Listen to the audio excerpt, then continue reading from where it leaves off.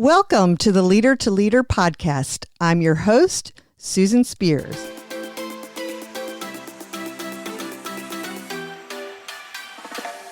Our guest today is Virginia Senator Tara Durant. Welcome to the program, Tara. Thank you. Yeah, I'm going to call you Tara. And when we're in more formal settings, of course, I refer to you as Senator Durant. And she is our senator right here in the Fredericksburg, Virginia region. She represents District 27, which is the city of Fredericksburg and parts of Stafford County and Spotsylvania County. If you look at a map, those two kind of bookend the city of Fredericksburg. So she's got a really great district right here in Virginia.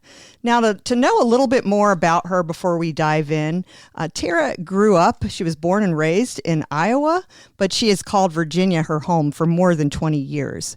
Always very active in our community. She served on several local community boards as a lacrosse, field hockey, and soccer coach. She's a former elementary school teacher, and she's also served in many capacities supporting the youth at her church. She was elected to public office in November of 2021, serving one term in the Virginia House of Delegates before running and being elected to the Virginia Senate in November of 2023. Briefly, I'll mention that in the Senate, she is on several important committees, which cover education and health, local government, and the privileges and elections committees. She's also on a bunch of other things here in the community and super active with coming out to all the different things the Chamber of Commerce does. So we're happy to have Senator Durant in our area.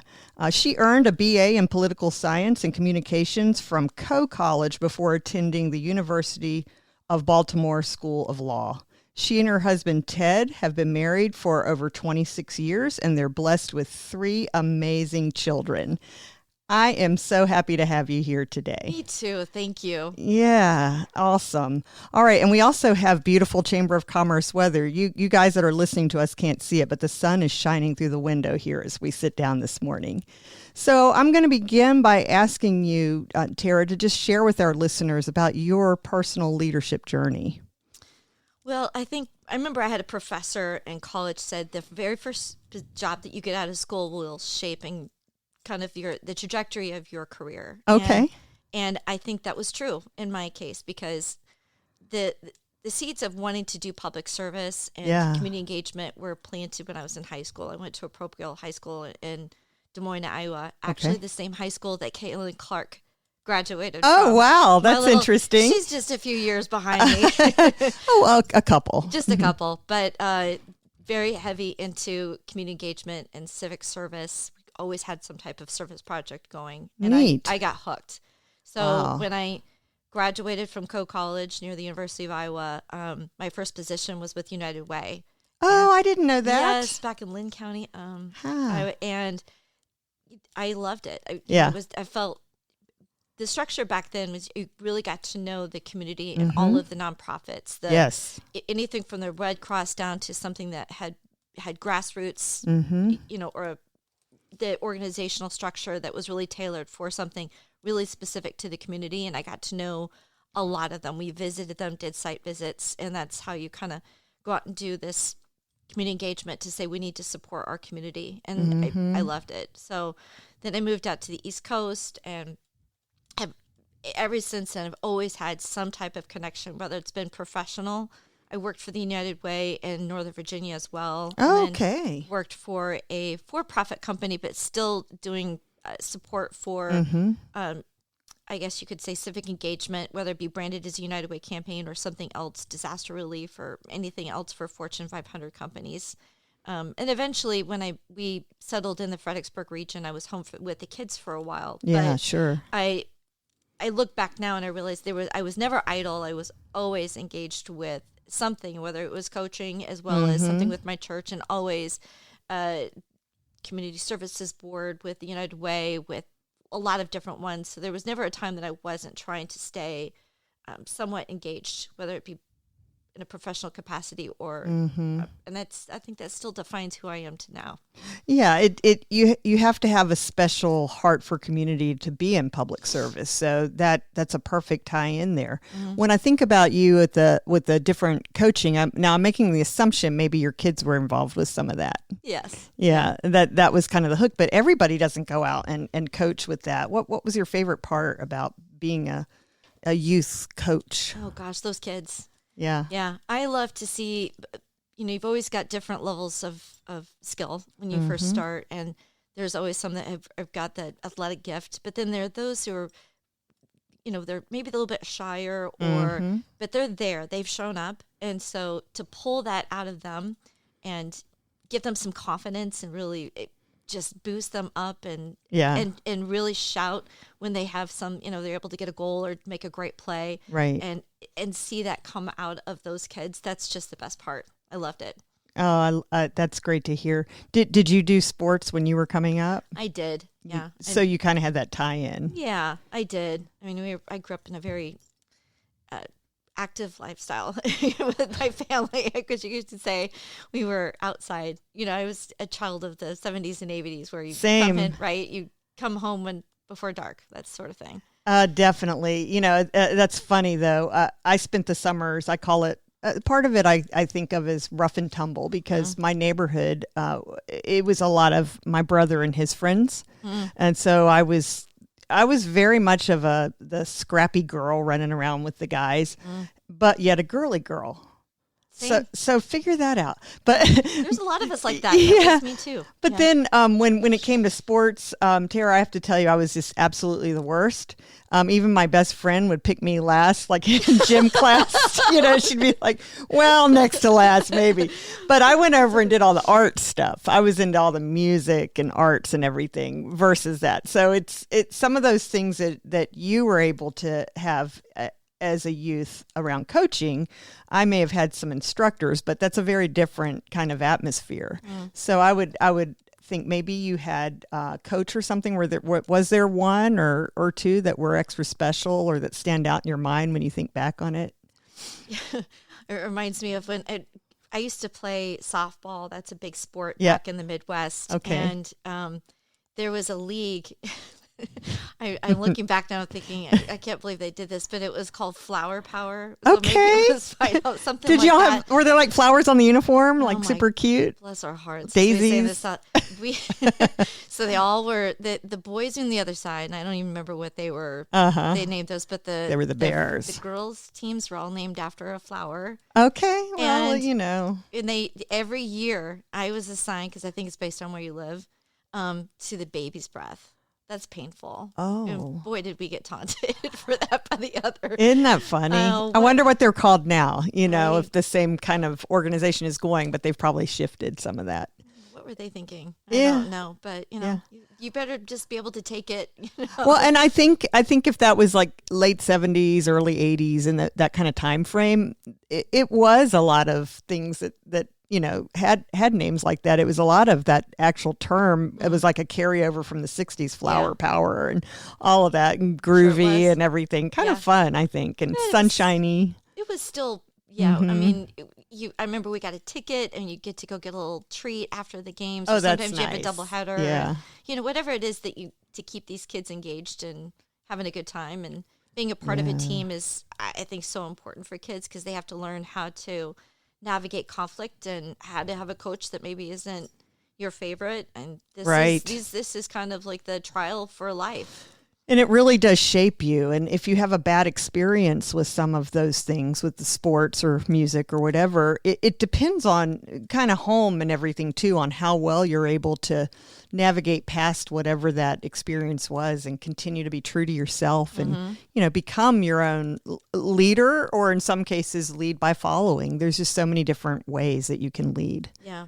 Well, and the group will navigate that and kind of correct it. And I think that's really important for youth right now. If you watch them go out, and when I was teaching at Holy Cross, I loved to go out and watch the kids, at play, when it was recess, because they governed themselves and they navigated their problems, and it wasn't our job necessarily to intervene for every single conflict, but if someone wasn't playing fairly, the group was going to handle that much, much better than any teacher could. And I think that's incredibly important for students and for children to figure it out.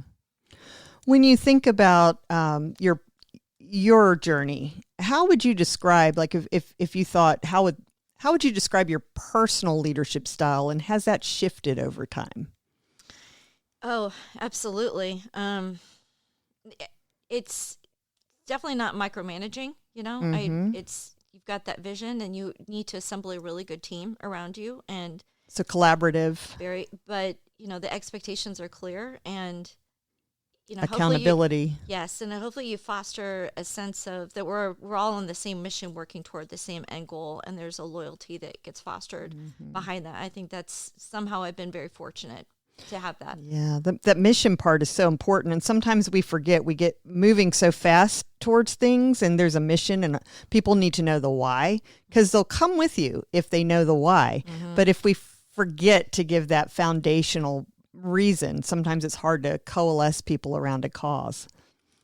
Agree. Yeah. And so it sounds like you've got some pretty good stuff there that's able to handle things like what we talk about a lot in Leadership Fredericksburg, things like decision making and conflict. You know, some people are find those things very easy, and others struggle with it. They worry sometimes about am I going to upset somebody with this conflict or with this decision and so forth?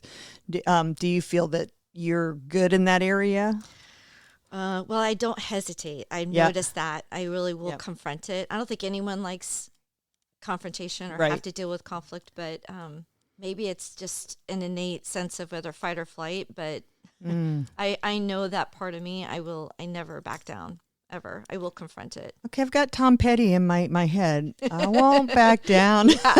Right? Yeah. Yeah, but just, I've noticed that it's a part of you. It may be why you ended up in the field of statewide government and able to work on campaigns and be elected. I follow all this on social media and certainly see that you're out at just everything. You know, so you've got to have a real heart for it. How do you work on your energy and keeping all of that up? Oh, I don't know. Yeah. Try to take good care of myself. But I think if you've ever done those personality tests where you see what feeds your soul. And I remember back from college, I'm thinking humans are so tough to measure and to test. And I kind of poo-pooed it. But I remember early on, I got that personality test, and I was like, it did make some sense, particularly if you understand how what saps their energy, what serves them. And I certainly do derive my strength from engagement and staying very active. So that's, if I'm not, then. Yeah. And so that has some level, I don't know, not seeing a report or two for you, but extroversion, that can handle that. Because when you've got somebody that's more introverted, like let's say you're elected, but you're more of a policy wonk. And that doesn't mean they're both good, but boy, is it hard for them to get out there, Yeah. I mean, it saps it's the opposite, how it saps their energy, and so finding that sweet spot, which you've done with this, is really good to be able to have that in your life. I definitely am a policy wonk, though. That's the funny part. I mean, you can do both. Yeah. It's okay.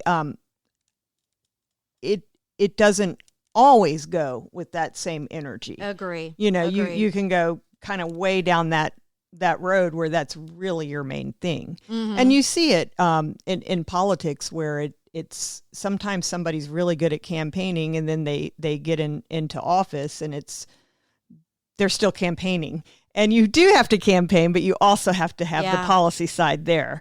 And so there's a whole bunch of shifts. I mean, it's not for everybody. It's not as easy as it might look. No, right? It's not for everyone, absolutely. But when I was a communications and poli-sci major, and with the goal that I thought I was going to go on a very different track. But there were kind of two different groups of kids that were in that major, the political science, either the campaign side or the policy side. Those are going to head to law school or do something, in policy. And I was definitely the latter. I never worked on campaigns. Okay. Even though I didn't, looking back now, I realize I grew up with it a little bit more than I realized. the caucuses, the Iowa caucuses, are just kind of a way of life. Oh, right. And sure. they used to be, back in the day, they would just be at somebody's house. Right. There was a farm and Uh-huh. they held, I'm not Right. kidding. Right. But, my grandmother was very engaged with it, and I think she was a state committee chairwoman for the party, and so it's sort of around my life. Oh, you sort of saw it and I just did. sort of, doesn't sound like it was pushed on you, but it was around you. It was always around. Yeah. Always around. Those influences. My father is a retired public school superintendent. He was superintendent here in Fredericksburg, and he likes to say my mother was a superintendent's wife. Excuse about me. that. But they were very much a team, with everything. And I grew up seeing them with Lions Club, Women's Club, all these things in the community the same way. And so they never shoved that on me either, but I saw the example and was around it and was drawn to it, and here we are today, working in the community with everything that we do. So those influences matter. So I'm sure you're having a positive influence on those kids, both at church and that were on the playing fields, and then your own kids. I hope so. Yeah. I want to inspire them that there's, I guess, look at the work that you do. And I always kind of look at it from kind of three different perspectives. When you're a legislator, there's, of course, the legislation that you end up filing. There's a limit. So you got to kind of go through that discernment every year, and the work starts as soon as session ends. But sometimes it's financial support. The people come in, it's more, they're not needing a bill per se, but they're looking for, the schools are looking to get more career and tech support, that sort of thing. And then sometimes it's not either one of them that really belong in Richmond, but it's more getting other folks engaged. In fact, you and I were just talking about somebody I met who needs some connections and that sort of thing, newer to, and, reach out to your elected representatives. And that may not be anything that's relating to session, but it's, how can how can you connect them, or how can you support them in their effort, or it's constituent work. So it's ongoing. It is ongoing, and it's hard to go to the grocery store, right? Oh, there was one time when I was heading to a book club, and I think someone had to cancel because somebody was sick in the house. So someone said, I'll host it. And we all said, we'll just bring something. Don't worry we'll bring something. And I darted into Giant. Oh, boy. And stopped 3 times. It was, and I'm thinking, well, what was I thinking? That's okay. It is funny. The only thing that I appreciated about wearing a mask during the COVID years was going to the grocery store kind of with a baseball cap and the mask on. And I was like, oh, I can get in and out, and I could be right next to people I would normally have to chat with longer. Yeah. And it's not that you don't want to. I think it has to do with your energy and your time and some boundaries and protection. And even though there's an expectation, you are a public servant and you're out there, you still need to be able to grab that stuff and get to your book group. I know. Or just be at a party sometimes. Yeah. Right. And not talk about all this stuff. Yeah. I mean, but that's not unique to this position. Right. It's, anything. Anything. Your position, or my friends that are physicians, they can't go out, bless their hearts, without someone saying, I got this little tweak in my shoulder. No.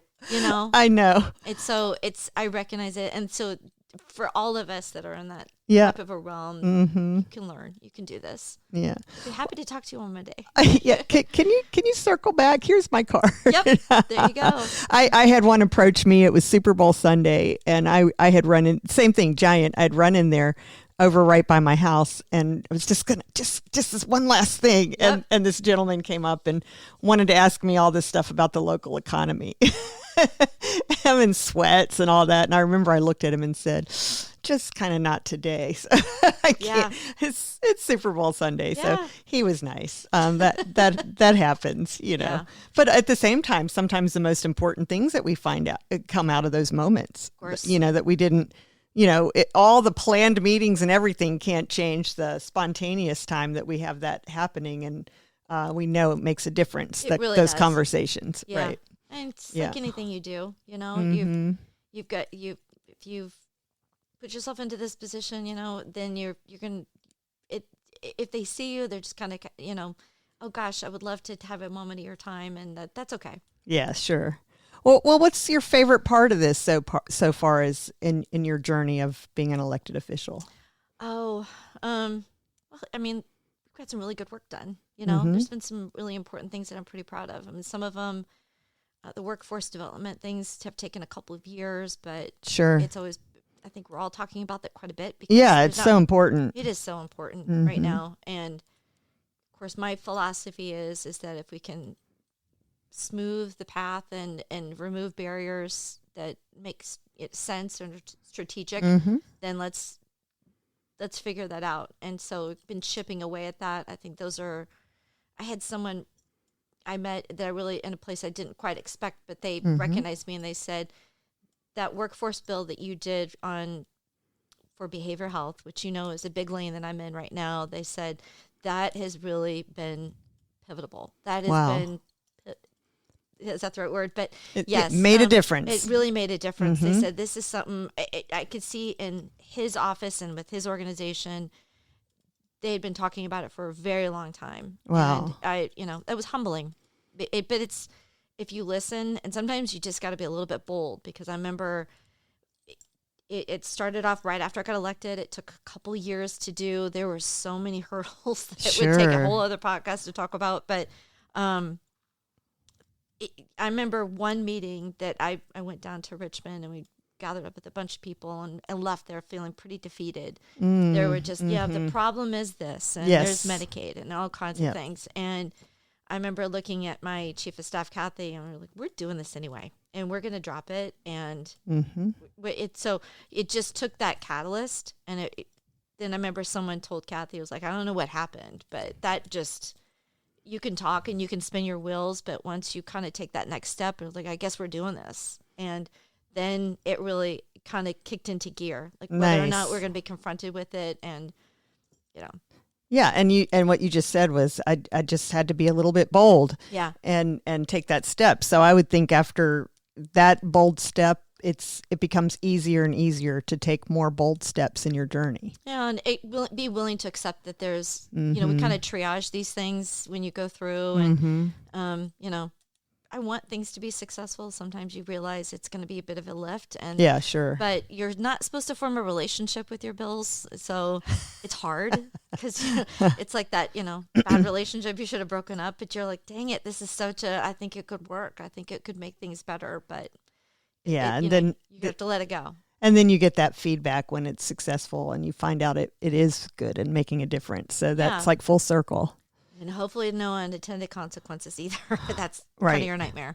Well, and I think that's one of the things that as a leader, if ever there is, you have to sort of acknowledge it and say, okay, well, 75% of this worked, 25 didn't. What do we need to do to correct that? Yeah. And that's easier said than done too, but it's being willing to take that, that to task. I'm not saying that that's happened with you yet, but if it did, a willingness to look at that. You can see it happen. And we're certainly dealing with that. And that makes you scrutinize things a lot more, even if it's the best idea. On the front end. Yeah. Yes. On the best idea, we go through with a fine tooth comb and hash out in that room and talk about the what ifs and those potential unintended consequences that, looking at definitions or things that are not defined in code and who could be kind of scooped up. Right, so right. If you're fishing, you don't want to grab a few dolphins with this. So, as good as an idea sounds, it's when you really start to get into it, you realize that you have to be cautious, and that's important. That is good. Well, thank you for that. If somebody came to you for advice that's just starting out and wanting to serve, or maybe even just got elected and hasn't served before, what advice would you give them on that journey, since it's still been pretty new for you? What advice would I give? I think that someone said to me early on, have you figured out who to watch that's, that has got the respect of your fellow legislators, people around you? And so I tried to kind of get my sea legs and just observe and watch and start to figure out who am I seeking to emulate, who's a force multiplier. There's a lot of different lanes that you can get into, and then figure out what you're passionate about. What you can't be a subject matter expert on everything. Correct. So you will find your way. You need to find your way. What what do you want to focus on? And then just kind of dig into it. And that's kind of how I've approached it, as I've observed and kind of, I really like the way that this person handles themselves, how they conduct themselves, the respect that they have gained from both sides of the aisle. That's important. And then kind of dig in and say, this is an area that I really want to hone in on.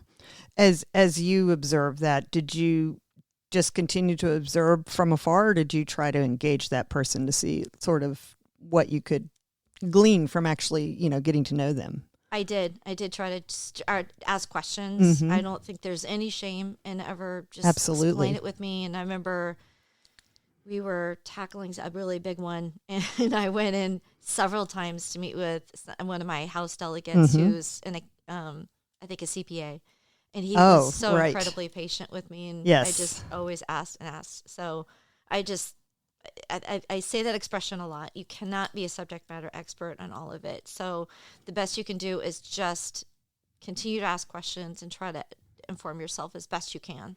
Yeah, that's really good information there. And I love that you went and said, yep, I am gonna go and find out more and ask questions. A lot. So, yep. So, and I know you're just still early in the journey. I mean, you've got years ahead of you. So I'm excited to see what else comes out of your journey, your time in Richmond, and even possibly beyond one day. Just whatever, the sky's the limit for you. Whatever God wills, right? Yeah. But in the meantime, I really do. It's incredibly gratifying when I can serve and help, and that will always be, I think, a part of my story, whatever I do. Well, before we start to wrap it up, I want to hear a little more on that book club. What's your favorite kind of books to read, or favorite books? Or yeah. We went through a long stretch. My husband said, "Is this another World War II?" But I think they're the best. I mean, I've always been a reader, and being in a book club means you get out of your own zone. I love historical fiction. Okay, but you get exposed to something you never would have picked up. Right, so, right. But it's still my favorite. So, and we've been together for a very long time. So, that's super cool. Do you meet like once a month or something? We do. The very first book we read was called The Help. So it was that's a great book. It was a great book. Yeah. And my friend that started it, we met from service leagues. So, this was, all those different tentacles in the community, right? And I just adore all the women that were from the very beginning. And she did the theme. So if you know the book, it's Southern based. Yeah. She did serve chocolate pie. Well, I was just calling it something else in my mind, but I didn't say it. But yeah, that's funny. Yes. So that kind of sets the tone. Such a great book it and was movie. Really fun. Yeah. So, sometimes it's, somebody got sick, so we all grab vegetables and dip and head over to somebody else's house. So it gives you a reason to still get together. Yes. Yeah. That's pretty cool. I would try to make that a priority. Yeah.